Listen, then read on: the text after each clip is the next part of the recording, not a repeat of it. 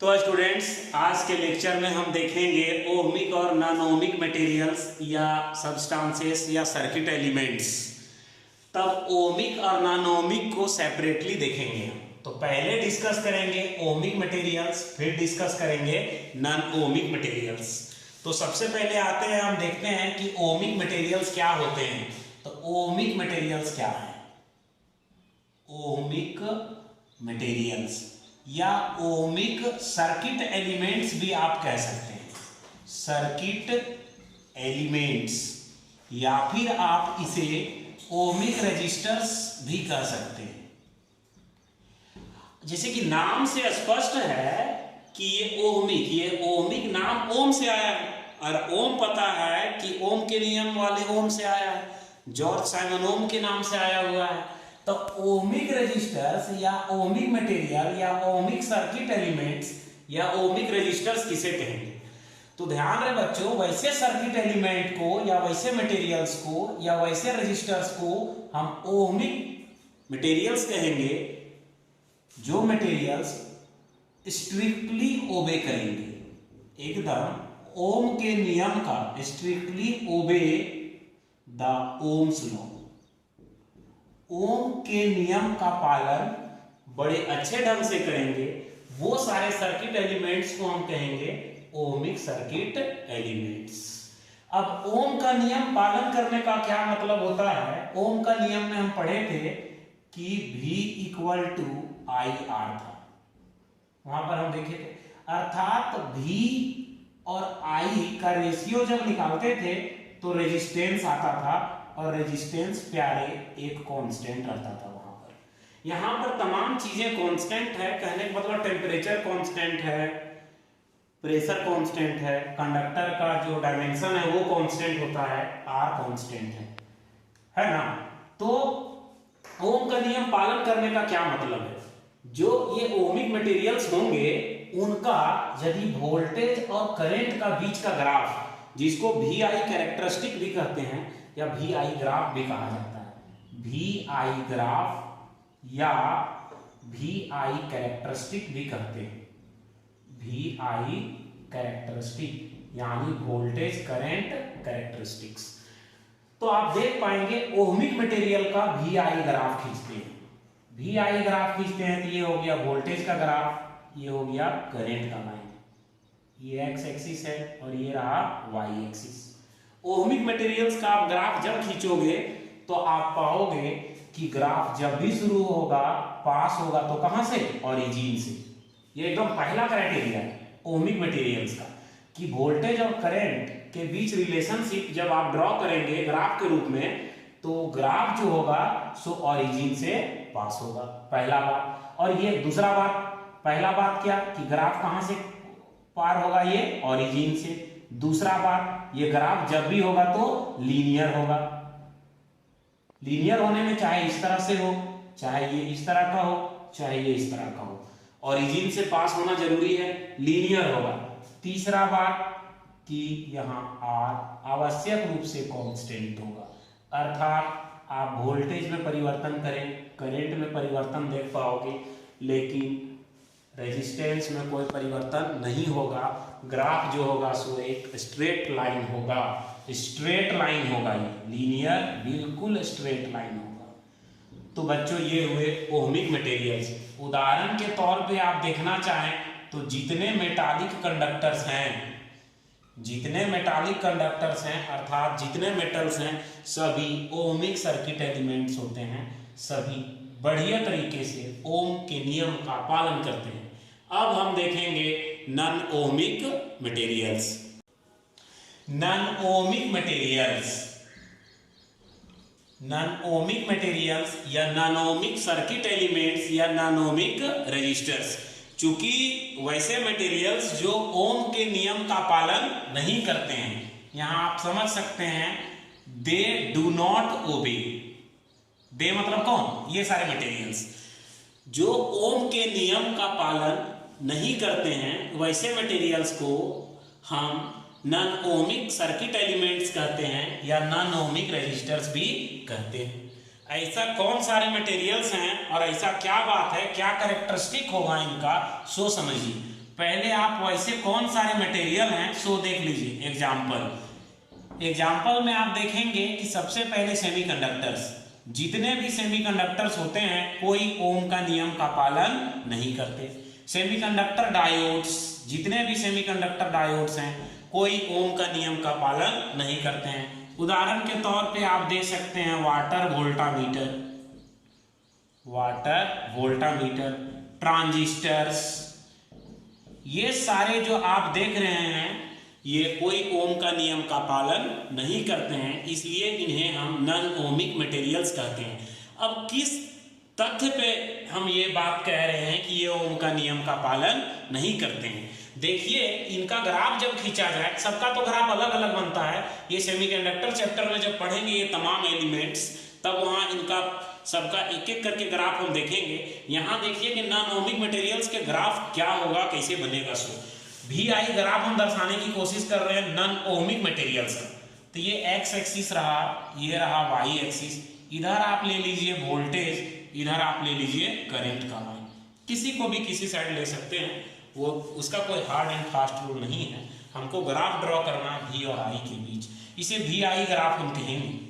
Voltage और current के बीच जो ग्राफ खिंचाता है उसे VI ग्राफ या VI कैरेक्टरिस्टिक्स कहते हैं। नॉन ओमिक मटेरियल के केस में वोल्टेज और करंट के बीच आप ग्राफ खींचेंगे तो वहाँ जो ग्राफ होगा वो ये जरूरी नहीं कि ओरिजिन से पास होगा। पहला बात कि ये ओरिजिन से पास नहीं होगा, जो ग्राफ बनेगा वो ओरिजिन से पास नहीं होगा। हम देख पा रहे थे कि जब ओमिक मटेरियल था तो वहां पर ग्राफ ओरिजिन से पास हो रहा था, यहाँ पर ग्राफ ओरिजिन से पास नहीं होगा। कहने का मतलब ग्राफ चाहे यहाँ से पास होगा, कहीं से भी पास हो, लेकिन ये ओरिजिन से पास नहीं होगा। दूसरा बात, यहाँ जो ग्राफ होगा वो नॉन लीनियर होगा।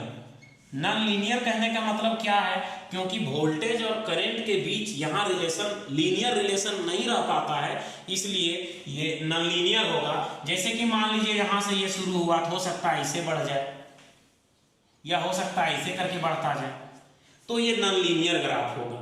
ठीक। तीसरा बात जो होगा, वो तीसरा बात आप क्या देखेंगे कि यहाँ पर R जो होगा वो डायनेमिक होगा। कहने का मतलब R डायनेमिक कहने का क्या मतलब हुआ, डायनेमिक कहने का ये मतलब हुआ कि यहाँ पर R जो है वो कांस्टेंट नहीं है, R जो है वेरिएबल है। R क्या है यहाँ पर, वेरिएबल।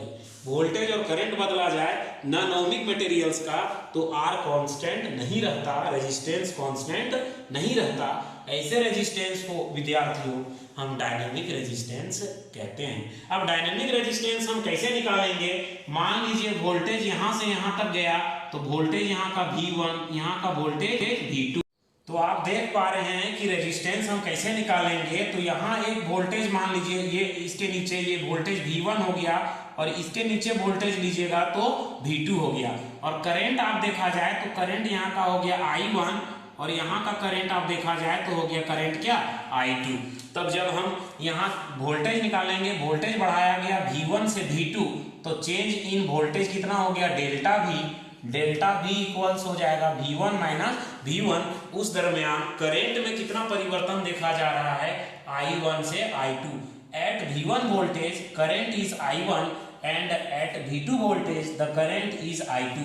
तो करंट में कितना चेंज हुआ, change in current actually I2 minus I1। जब हम बच्चों वेरिएबल रेजिस्टेंस निकालेंगे तो वेरिएबल रेजिस्टेंस R, ये वेरिएबल रेजिस्टेंस बोलिए या डायनेमिक रेजिस्टेंस बोले, तो यहाँ रेजिस्टेंस बराबर हो जाएगा change in voltage by change in current. बस विद्यार्थियों आपको इतना ही याद रखना है कि नॉन ओमिक मटेरियल्स और ओमिक मटेरियल्स क्या होते हैं, क्या डिफरेंस है और क्या इनके वैसे मटेरियल्स उदाहरण में क्या होंगे, ये 2 मार्क्स में एग्जाम्स में पूछे जाते हैं। अब हम कुछ न्यूमेरिकल्स करेंगे। जैसे कि पिछले क्लास में हमने पढ़ा था कि रेजिस्टेंस, किसी कंडक्टर का रेजिस्टेंस तापमान पर किस तरह निर्भर करता है। तापमान बढ़ाने से रेजिस्टेंस बढ़ता है कंडक्टर का और तापमान घटाने से रेजिस्टेंस घटता है। तो पिछले क्लास में हम जो देखे थे कॉन्सेप्ट, तो मान लिए थे कि R0 था प्रारंभिक रेजिस्टेंस और R था फाइनल रेजिस्टेंस। ये था T1 टेम्परेचर पर और ये था T2 टेम्परेचर पर। अल्फा जो आया था उसको हम कह रहे थे temperature coefficient of resistance.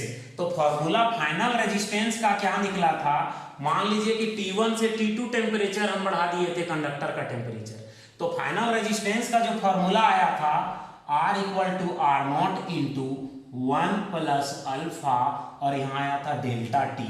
Delta T का क्या मतलब समझेंगे, T2 माइनस T1। इस पे अब हम कुछ न्यूमेरिकल्स करेंगे। तो सवाल पहले पढ़िए आराम से, उसके बाद बनाया जाएगा। At what temperature would the resistance of a copper wire B doubled, कि किसी कॉपर वायर का रेजिस्टेंस कितना में दिया हुआ है, पहला टेम्परेचर T1 दिया हुआ है कितना 0 डिग्री सी। उसके बाद बोला है कि कितने तापमान पर, मतलब T2 निकालने बोला है, ठीक। उसके बाद सवाल में कहा गया है कि 0 डिग्री सेल्सियस पर जितना रेजिस्टेंस होगा, मान लो 0 डिग्री सेल्सियस पर रेजिस्टेंस कितना, 0 डिग्री सेल्सियस पर रेजिस्टेंस मान लीजिए R0। अब पूछा है कि T2 तापमान पर R0 दुगुना कब हो जाएगा, मतलब कि फाइनल रेजिस्टेंस जो हम लोग मानते हैं, फाइनल रेजिस्टेंस मानते हैं R, यानी कि शुरू का तापमान R0 है और फाइनल रेजिस्टेंस कितना है R। अब फाइनल रेजिस्टेंस को दोगुना हो जाना है, किससे, प्रारंभिक रेजिस्टेंस से, यानी कि फाइनल रेजिस्टेंस को शुरू वाले से दोगुना कितना तापमान पर हो जाएगा। अल्फा दिया हुआ है विद्यार्थियों, अल्फा का वैल्यू दिया हुआ है 3.9 इंटू 10 टू दी पावर -3 पर डिग्री सेल्सियस। तो आपको कैलकुलेट क्या करना है, T2। तो T2 फॉर्मूला हम क्या देखें, फॉर्मूला हमने देखा है फाइनल रेजिस्टेंस का, फाइनल रेजिस्टेंस का फॉर्मूला था R0 into 1 plus alpha into T2 minus T1। अब आप आराम से ज्ञात कर सकते हैं, इसका आंसर जो आएगा, निकालना क्या है T2, तो यहां से सबका वैल्यू हिसाब से पुट करें, T2 इक्वल टू आ जाएगा आपका कितना 256 डिग्री सेल्सियस। ऐसे आप कैलकुलेट कर सकते हैं, कोई परेशानी नहीं होगा। एक तरीका हो गया फॉर्मूला पे पुट करना, और दूसरा एक शॉर्ट मेथड बताते हैं जो आराम से सॉल्व कर सकते हैं। ये हो गया 0 डिग्री सेल्सियस पर, और ये रेजिस्टेंस हो गया कितना पर, फाइनल रेजिस्टेंस। तो इसको समझ लीजिए फाइनल रेजिस्टेंस। तो यहां से आप सॉल्व कर सकते हैं। तो कैसे सॉल्व करेंगे, तो फॉर्मूला में हम लोग क्या पढ़े हैं, फॉर्मूला में पढ़े थे कि R equal to R0 1 plus alpha T2 minus T1।